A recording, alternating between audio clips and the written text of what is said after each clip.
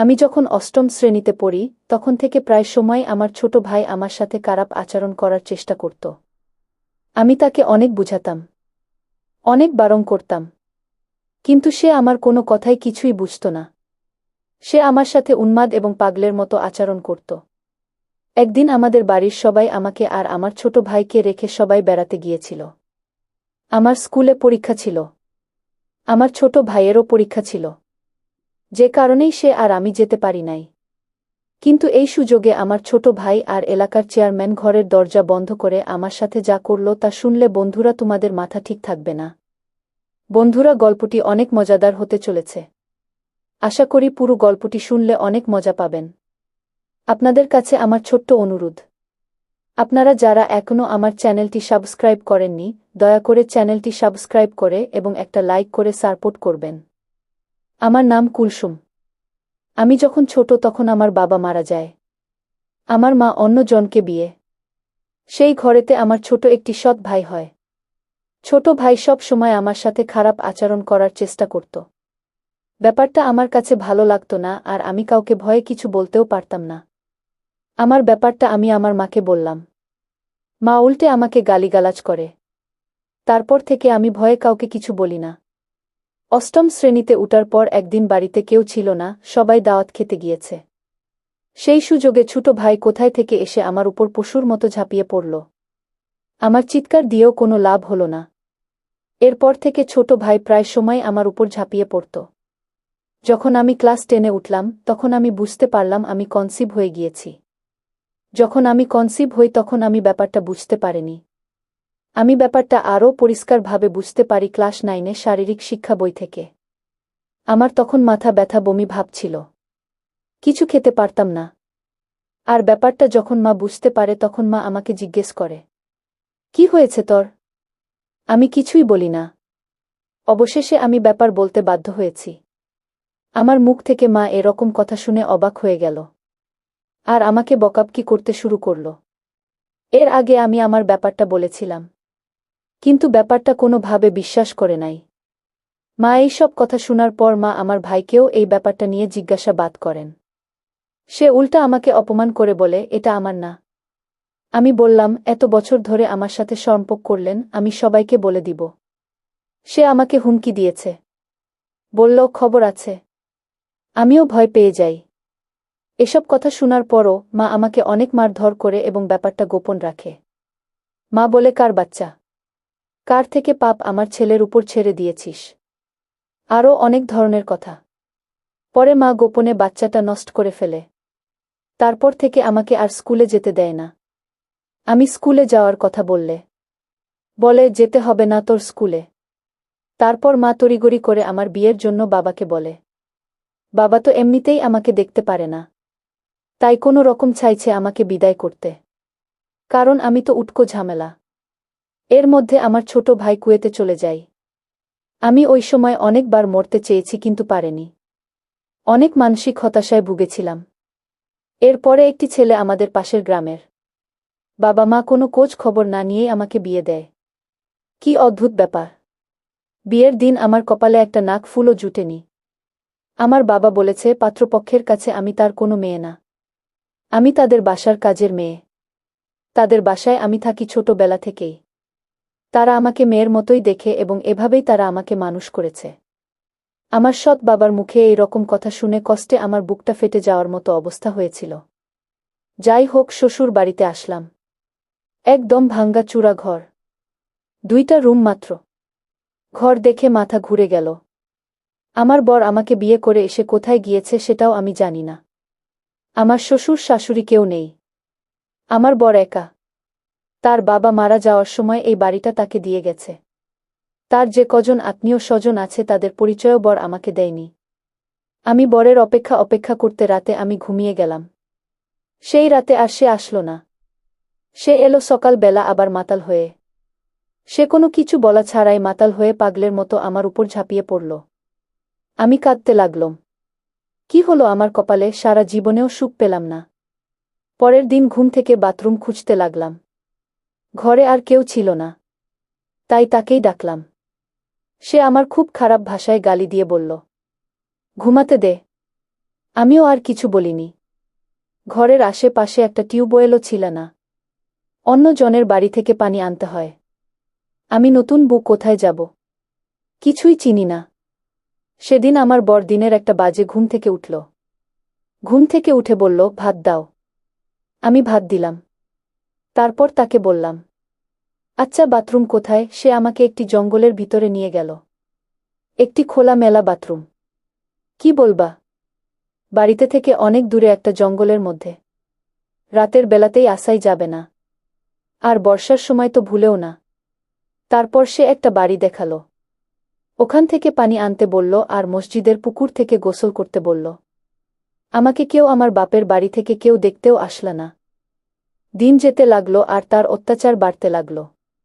অহেতুক গালাগালি দিতে লাগল। আমাকে বিয়ের 5 দিন পর থেকেই মারতে শুরু করল। সে মদ খেয়ে মাতাল হয়ে আসত।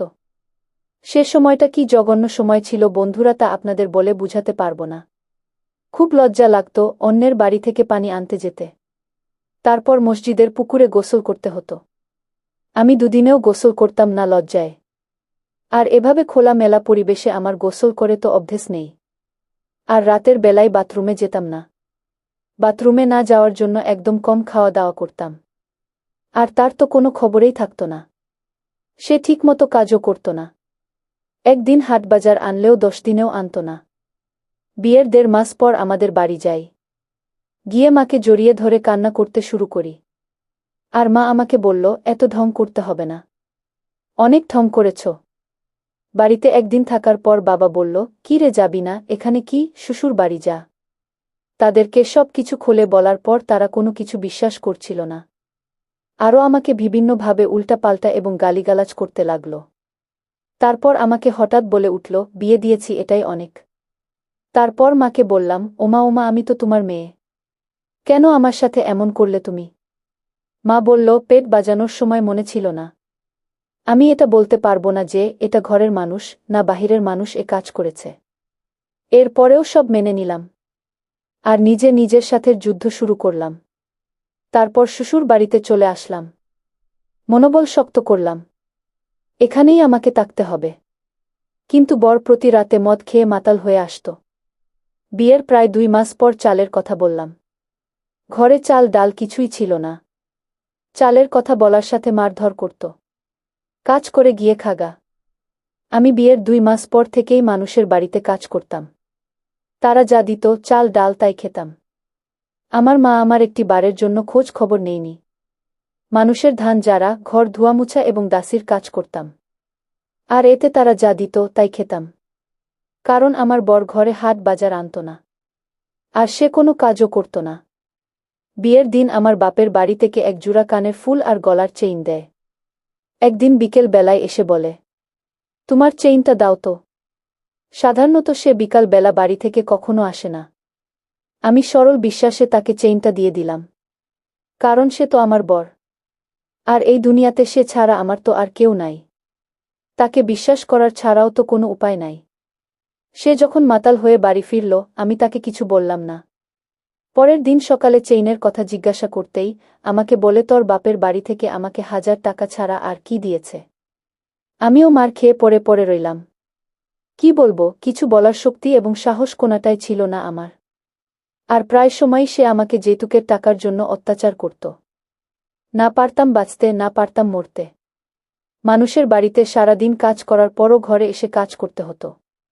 রান্নার জন্য লাকড়ি এবং গাছের পাতাটাও আমাকে খুঁজে আনতে হতো। সে একদিন কাজে গেলেও 10 দিন যেত না। আর মদ খেয়ে সব শেষ করে ফেলত। আমার কানের দুল 2টি লুকিয়ে রাখলাম। এরপর একদিন সে একটা বন্ধুকে নিয়ে আসে। সাথে তারা খাওয়ার জন্য কত কি নিয়ে আসলো, তা আমিও খেলাম। খুব মজা লাগল। কিন্তু এর কিছুক্ষণ পরেই খুব ঘুম আসলা। ঘুম থেকে উঠেই অনুভব করলাম আমার শরীরে খুব ব্যথা। ব্যথার জন্য উঠতেও পারছিলাম না। আর সেদিন কাজেও গেলাম না। মানুষের বাড়ি থেকে খাবার পানি আনতে গেলে তারা অনেক ধরনের কথাবার্তা বলত। অনেক সময় তারা পানির কলের মধ্যে তালা মেরে দিত। তারপর নানা রকমের কত কথা বলত। আর আমাকে নিয়ে সবাই আফসোস করত। আর বলত, কি সুন্দর একটা মেয়ে, কপালে জুটেছে একটা মদখোর। গাঁজাখোরের সাথে বিয়ে হয়েছে। মেয়েটার কপাল খারাপের ফলে এমন একটা জামাই পড়েছে। আমার বরকে এলাকার সকলেই মদকর রুবেল বলে ডাকত। আমার স্বামীর নাম ছিল রুবেল, কিন্তু রুবেল বলে কেউ ডাকত না। সবাই তাকে মদকর রুবেল বলে ডাকত। এলাকার সবাই মদকর রুবেল বলে চিনে। যাই হোক বন্ধুরা, সেই দিন রাতে তার বন্ধুকে নিয়ে আসার পর আমি জানি না আমার সাথে কি হয়েছিল, কিন্তু আমার শরীরে সকালে ঘুম থেকে উঠে প্রচুর ব্যথা করছিল। মনে হয়েছিল আমার সাথে ভিন্ন রকম কিছু হয়েছে। তারপর থেকে প্রায় সময় আমার বরের বন্ধুটা আসত। আর যেদিন আসত সেদিন আমার খুব ঘুম আসত। একদিন সন্ধে বেলায় আমার বরের বন্ধুটা আমার ঘরে আসে। আমার সাথে অদ্ভুত কাজ করল। সেটা আবার আমি আমার বরকে বলি। তখন বরের বন্ধু আমাকে উত্তর দেয়, প্রতিদিনই তো তোমার সাথে এসব করি, তুমি কি বুঝতে পারো না? কারণ তুমি ঘুমের মধ্যে থাকো, তখন সমস্যা হয় না। আমি আমার স্বামীর বন্ধুর মুখ থেকে এসব কথা শুনে খুব ঘাবড়ে গেলাম। আর বললাম, এসবের মানে কি? আপনি এসব কি বলছেন? তারপর বরের বন্ধু বরের সামনে খুব অদ্ভুত কাজ করার জন্য চেষ্টা করছে। আমার বর এসব কিছু দেখার পরও কিছু বলছে না। তখন আমার চোখ দিয়ে আপনা আপনি জল গড়িয়ে পড়ছে। তারপরেও আমার স্বামীকে আমি বললাম, দেখো, এই লোকটা তোমার সামনে আমাকে অদ্ভুত কাজ করার জন্য চেষ্টা করছে। তুমি একটা কিছু বলো। আমি কান্না করলেই অনেক মারধর করে।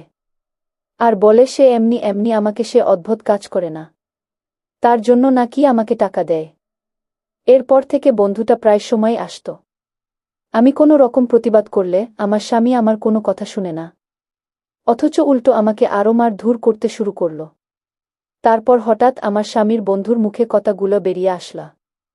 আমাকে বলল, শুনো কুলসুম, তোমার স্বামী প্রতিদিন তোমাকে মারধর করত টাকার জন্য। তোমার স্বামী মদ খাওয়ার জন্য টাকা পেত না, আর এই জন্য তোমার স্বামীকে টাকা দিতাম। কিন্তু তোমার স্বামী টাকা দিতে পারত না, তোমাকে দিয়ে পুষিয়ে নিতাম। আর সবচেয়ে বড় কথা হলো, কুলসুম, তোমাকে দেখে আমার খুব মায়া লাগত, তার এই জন্যই টাকা দিতাম। বিনিময়ে তোমার কাছ থেকে আমি একটু সুযোগ সুবিধার আশায়। তুমি এমন করো কেন কুলসুম? একটু মজা করে তো চলে যাব। আমার তো আর কোনো উপায় ছিল না। তারপর আমি বাধ্য হয়ে তার সাথে এমন অদ্ভুত কাজ করতে হয়েছে। কিছু দিন পর দেখলাম আরও নতুন নতুন লোকের আগমন। বিষয়টা আমার কাছে খুব খারাপ লেগেছিল, কিন্তু আমার তো আর কোনো উপায় ছিল না। বাধ্যতামূলক হয়েই আমি ভিন্ন জগতের প্রতীক হয়ে গেলাম। মানুষ থেকে অমানুষে পরিণত হলাম। আমাদের বাড়ি ছিল গভীর জঙ্গলের ভিতর। প্রতিদিন আমাদের ঘরে নতুন নতুন মানুষ আসত ভিন্ন রূপে। অনেক ছড়াছড়ি হতো আমার ঘরে। তারপর আমার স্বামী বলল, এভাবে টাকা জমালে 1 বছরের মধ্যে টাকা জোগাড় হয়ে যাবে। সেদিন নিজের উপর অনেক ঘৃণা চলে আসল। তা বলার মতো না। এরকম অমানবিক অত্যাচার কত সহ্য করা যায়? প্রতিদিন 3 থেকে 4 জন আমাকে হায়েনার মতো অদ্ভুত কাজ করত। মনের দুঃখে ঘৃণায় তাদের এখান থেকে চলে আসলাম। আমার বাড়ির পাশে এক চাচির অনেক অসুস্থ থাকায় তাদের বাড়ি কোনো রকম রাতটা থাকি। সেই রাতে গ্রামের চেয়ারম্যানের লোক এসে আমার স্বামী সহ সবাইকে ধরে নিয়ে যায়। আর জুয়া খেলার জন্য অনেক মারধর করে। সেটা আবার আমি শুনি। চেয়ারম্যানের লোকেরা তাকে ধরে নিয়ে যায় আর মারে। তখন আমি চেয়ারম্যানের কাছে ছুট যাই। চেয়ারম্যান টাকা চায় আমার কাছে। আমার স্বামীর বন্ধুদের ছেড়ে দেয়, কারণ ওরা চেয়ারম্যানকে টাকা দিয়ে দেয়। আমার কাছে 1 লক্ষ টাকা চাইল, কিন্তু আমার কাছে তো এত টাকা নাই। এরপর কানের দুল বিক্রি করে টাকা দিয়ে ছাড়াই, কারণ সত্য হলেও তো আমার স্বামী। সে ছাড়া তো এই জগতে আমার কেউ নাই। চেয়ারম্যানের লোকজনের হাতে মার খাওয়ার পর অনেক দিন অসুস্থ ছিল। ভালো হওয়ার পর চেয়ারম্যান খবর পাঠায় এবং বলে, তোর বউ আমাদের কাছে কিছু দিনের জন্য পাঠা, তোকে টাকা দিব। এরপর আমার স্বামী আমাকে চেয়ারম্যানের কাছে পাঠায়। খুব লজ্জার বিষয়, চেয়ারম্যানের কাছে 3 দিন ছিলাম। এরপর ওখান থেকে এসে বলি, তোর সাথে আর সংসার করব না। এই কথা বলে আমি রাগ করে বাপের বাড়ি চলে আসলাম। প্রায় 3 বছর পর বাপের বাড়ি যাই। যাওয়ার সময় খালি হাতে যাই, টাকা ছিল না। এরপর মা আমাকে দেখে দৌড়ে আসলো। কিছু বললাম না। গিয়ে দেখি ও মা আমার বড় ভাই বিয়ে করেছে। তার বউ আবার গর্ভবতী। সে আমার মাকে জিজ্ঞেস করছে, মা ও কে? তখন মা উত্তর দেয়, আমাদের ঘরে কাজ করত। মা আমাকে নিজের মেয়ে বলে পরিচয় দেয় না। এরপর মা আমাকে বলে, দুপুরে খেয়ে যাবি নাকি এখনই চলে যাবি? আমি আর কিছু বলিনি। বাড়ি চলে আসি। স্বামী আমাকে খুব মারে আর বলে, মা তো তোরে জায়গা দিল না। গেলে কেন? আমার ঘর ছাড়া তোর আর কি কোথাও জায়গা হবে? আরও অনেক বাজে ধরনের গালিগালাজ করল। সেই রাতে মরতেও চেয়েছি কিন্তু সাহস পাইনি। গ্রামের সবাই মুঠামুঠি আমাকে খারাপ বলত। কেউ আমার সাথে মিশতে চাইতে না।